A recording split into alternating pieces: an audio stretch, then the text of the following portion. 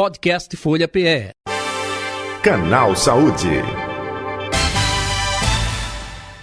Nós vamos falar de um assunto muito interessante, né? Nós estamos vivendo o verão, né? O verão, de acordo com o calendário, é o verão. Na verdade, é que o Recife, nós estamos vivendo o verão, é o ano todo, na verdade. O Recife é um lugar do sol, né? Lugar do sol. O Recife, o seu calor humano, mas o sol é tão quente, é tão violento que eu vou te contar o que ocorre. Tem pessoas que costumam molhar a camisa, né? Ficar com o corpo todo molhado, transpira demais, por todo o corpo. Então se você é dessas pessoas, é melhor ficar atento, né? Porque você pode estar com uma coisa chamada hiperidrose. Mas vamos conversar agora com o cirurgião torácico do Serviço de Cirurgia Torácica do Recife, Dr. Davi Castro. Doutor Davi, bom dia, tudo bom? Olá, bom dia, J. Ferreira. Bom dia a todos os ouvintes da Rádio Folha, é um prazer estar conversando com vocês. O prazer é todo nosso também, doutor. Quer dizer que esse nome hiperidrose é um negócio que merece uma atenção especial, principalmente de quem transpira muito, né? Molha a camisa, meu Deus do céu, tem pessoas que não suportam. É muito desagradável isso, né, doutor? É extremamente desagradável, constrangedor. Muitas pessoas têm esse tipo de transtorno, J. Ferreira. É um tipo de transtorno funcional em que o indivíduo ele passa a suar mais do que o corpo precisaria, além do excesso do que precisa para controlar a temperatura do corpo. Então esse indivíduo ele passa a suar de forma exagerada, mesmo às vezes em ambiente até de temperatura adequada, em temperatura fria. Ele sua muito geralmente as mãos, as axilas, os pés, ou também combinações entre mão, axila, pé, enfim. Bom, e esses indivíduos eles passam a ter um distúrbio social, um certo grau de constrangimento, vão cumprimentar uma pessoa, acabam tendo algum desconforto porque as pessoas ficam um pouco receosas, achando que isso é falta de higiene, e isso atrapalha muito o dia a dia social.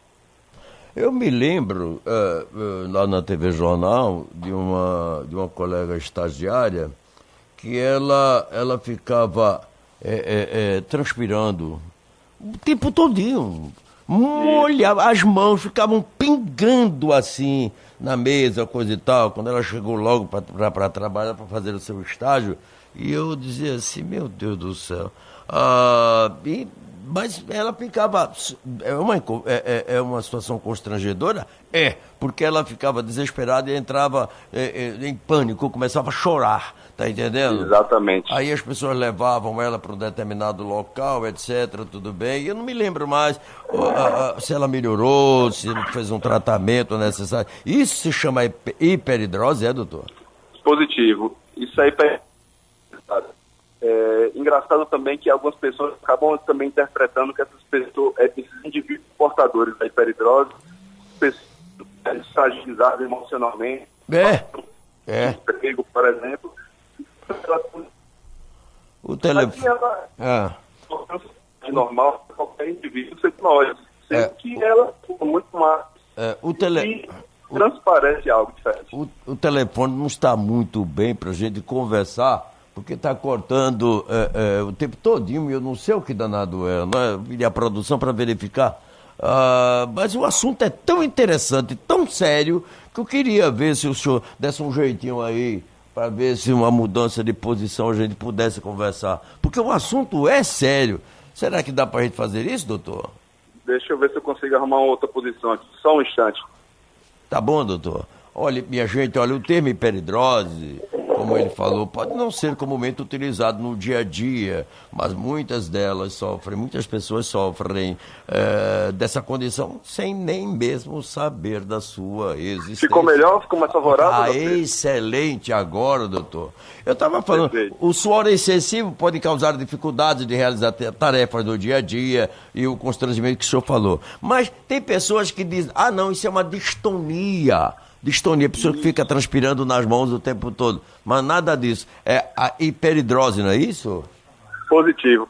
Algumas pessoas utilizam essa terminologia A terminologia técnica que nós médicos utilizamos é a hiperidrose, e realmente é isso. É uma disfunção em que o corpo passa a suar sem precisar suar tanto para controlar a temperatura. Nós todos precisamos suar para poder esfriar o corpo quando a gente está muito aquecido. Por exemplo, esses dias quentes. Mas alguns indivíduos, mesmo em temperaturas com ar-condicionado, temperaturas de clima frio, estão suando nessas localizações que nós mencionamos, principalmente face, mão, axila, pés. E a esse tipo de problema a gente denomina hiperidrose localizada. Porque aqui no meu script fala hiperidrose primária e a hiperidrose secundária. A primária, Positivo. o que é? A primária é aquele problema em que o indivíduo ele só sua simplesmente porque a função do nervo simpático dele trabalha de forma exagerada. A hiperidrose secundária é aquele indivíduo que ele tem algum outro distúrbio hormonal, por exemplo, um problema de tireoide, um problema de menopausa ou obesidade em grande excesso. E esse indivíduo ele sua por uma causa outra que não tem relação específica com o nervo simpático. Então, Quando a causa ela tem primariamente relação com esse nervo simpático, como é o caso de um indivíduo jovem, eu vou citar um exemplo de indivíduo. Imagine um jovem de 20 e poucos anos de idade que começou a suar desde a infância ou início da adolescência, e ele já suava muito mão, axila. Então esse indivíduo ele não tinha provavelmente nenhum outro distúrbio para estar justificando o suor excessivo. Então ele só sua porque a função do nervo simpático dele trabalha de forma exagerada. E é por motivo que no caso da hiperidrose primária, a gente pode ofertar um tratamento através de uma cirurgia minimamente invasiva para a gente fazer alguns pequenos cortes em um nervo que passa por dentro do tórax para poder oferecer melhora desse tipo de distúrbio. No caso da hiperidrose de causa secundária, esse indivíduo tem que tratar a doença que está causando o problema dele. Por exemplo, a tireoide, como eu mencionei, a obesidade, a menopausa, e assim vai. Então, nesse caso, aí um procedimento cirúrgico seria o mais indicado, né? O procedimento cirúrgico é uma das formas que a gente pode ofertar para o paciente. Esse indivíduo ele também pode se beneficiar de tratamentos dermatológicos com cremes, pomadas, através de comprimidos, ou a administração, a injeção de toxina botulínica nos locais que afeta especificamente o indivíduo, seja mão, axila, pé. Nesse caso, a orientação do senhor é de que as pessoas que têm esse tipo de problema devem procurar um clínico ou um dermatologista, doutor? Veja só, a hiperidrose é um tratamento que envolve vários especialistas, desde o dermatologista, desde o próprio clínico que já acompanha o paciente, um pediatra que pode acompanhar uma criança e identificar que ele já sua de forma exagerada, e por fim ele merece também a avaliação do especialista cirurgião, que é o cirurgião torácico, que geralmente faz uma avaliação quanto à possibilidade ou não de cirurgia.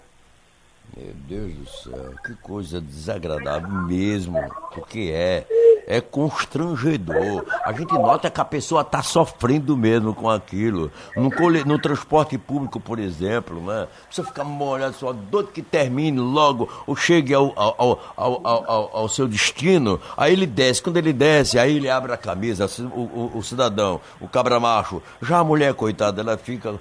tem pessoas que tem aquela roda de suor, aquela mancha debaixo do braço, nas axilas, aquele negócio todo, não é? É aquilo muito desagradável para muita gente, não é? Uma pessoa está numa reunião e de repente aquilo lá... Bom, enfim, mas isso tem cura, doutor? Tem sim. Bom. Como mencionei, a cirurgia é uma forma de tratamento definitivo. É um procedimento de baixa invasão, ele é feito sob anestesia geral, o paciente é operado e geralmente em menos de 24 horas sai do hospital.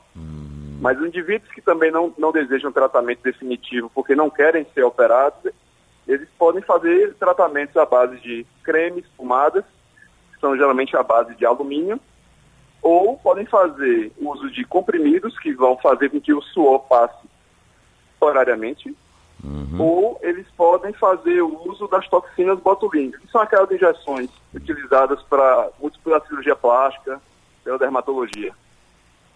Ah, meu Deus do céu, é um negócio sério mesmo. Quer dizer, envolve o dermatologista, o clínico, um neurologista também, se for o caso, né, doutor? Não, o neuro geralmente ele não faz parte da avaliação. Não. Sim, o cirurgião torácico.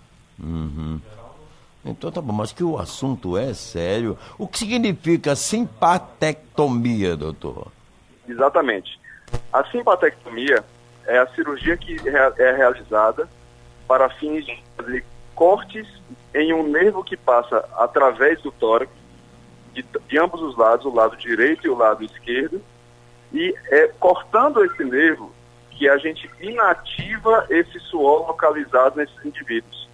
Então, a partir do momento que a gente coloca uma microcâmera dentro do tórax, a gente faz cortes, secções nesse nervo, automaticamente esse indivíduo já fica sem suar, por exemplo, mão, axila. É por esse motivo que a cirurgia tem um tratamento mais efetivo, mais duradouro e definitivo, diferentemente do tratamento clínico.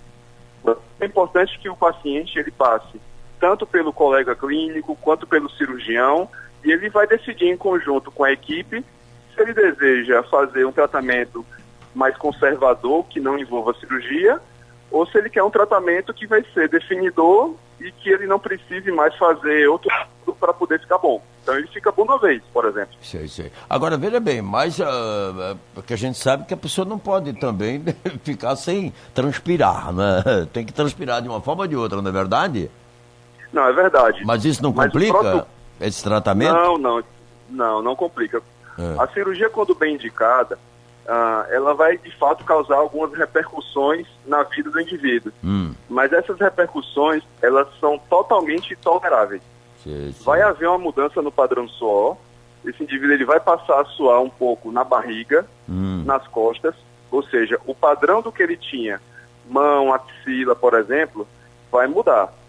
Mas se você perceber o grau de desconforto que esse indivíduo tem quanto a apertar uma mão, fazer um trabalho manual, cumprimentar alguém, enfim, a mudança que acontece na vida dele, se você fizer alguma enquete com a maioria dos pacientes, a maioria está muito mais satisfeita em ter resolvido o suor dessas regiões que nós mencionamos, e o suor que vai passar a ficar em outras regiões do corpo são menos relevantes do que o que ele tinha antes. Sei. Então, de fato, existe uma melhora na qualidade de vida. Porque eu estava pensando o seguinte, a gente falou sobre a simpatectomia que o senhor acabou de falar. Existe também a toxina botulínica, quer dizer, que isso aí são tratamentos antes da decisão de partir para um procedimento cirúrgico, não é isso? Essa decisão tem que ser tomada pelo paciente com o seu médico assistente. Bom. O paciente ele pode optar por fazer um tratamento clínico e até decidir se ele deseja operar ou não, ou ele, se ele quiser ficar curado do problema de forma definitiva, sem fazer tratamento clínico, ele também pode. Não existe, na verdade, uma recomendação específica de um ou outro. Mas é importante que o paciente, juntamente com a equipe médica assistente, tome essa decisão em conjunto. É o caso também da ionoforese? Sim, pode ser feito. Mas, geralmente é feito pela equipe de dermatologia, eles têm alguma expertise a mais a respeito disso. Que é o uso de eletrodos, aquele negócio todo, não é isso? Isso, exato. A dermatologia também lança mão desse tipo de método. De fato, como não é muito utilizado pela equipe cirúrgica, eles têm mais conhecimento a respeito disso. Bom. E finalmente, depois do laser, por exemplo, tem as drogas sistêmicas, que o senhor também já falou, não é isso? Há medicamentos de uso oral que visam diminuir a produção de secreções pelo corpo por meio do controle do sistema nervoso simpático, não é isso? Exatamente. Existem alguns indivíduos que eles têm o que a gente chama de hiperidrose difusa. Esses indivíduos eles não se beneficiam de cirurgia. Eles, na verdade, vão precisar de algumas mudanças comportamentais, perder peso, mudança de tipo de vestimentas, de roupas, e a gente pode acrescentar para eles alguns comprimidos que vão fazer com que o corpo todo seque. Então ele vai parar de suar, o medicamento vai ter um prazo de duração, ele vai voltar a tomar novamente. Então é importante que, no geral, o paciente seja avaliado pela equipe, porque a gama de tratamentos é bem vasta e cada indivíduo tem um benefício específico com cada método. Alguns se beneficiam mais com cirurgia, alguns se beneficiam mais com tratamento clínico, alguns com toxina botulínica, alguns com medicamentos orais, e assim vai. Pois é, mas aqui na nota tem uma advertência: caso o suor excessivo esteja relacionado a problemas mais graves ou disfunções da tireoide, precisam antes tratar suas causas para depois investir em formas de aliviar os sintomas, não é isso? Exatamente. Geralmente, nos exames pré-operatórios, nós sempre investigamos a função da tireoide. Se os exames de função de tireoide, são exames de sangue tradicional, mostrarem alguma anormalidade, esse indivíduo, ele segue primeiro para tratamento com um endocrinologista. O endocrinologista vai normalizar a função da tireoide e, às vezes, isso é o suficiente para poder resolver o excesso de suor. Certo. E, além disso, também tem que tratar a chamada parte física, o que também é emocional, caso o suor seja de sudorese, ou melhor, seja de origem psicológica, não é isso? Quanto à questão da ansiedade, existe uma certa confusão entre o sintoma e o contexto de ansiedade.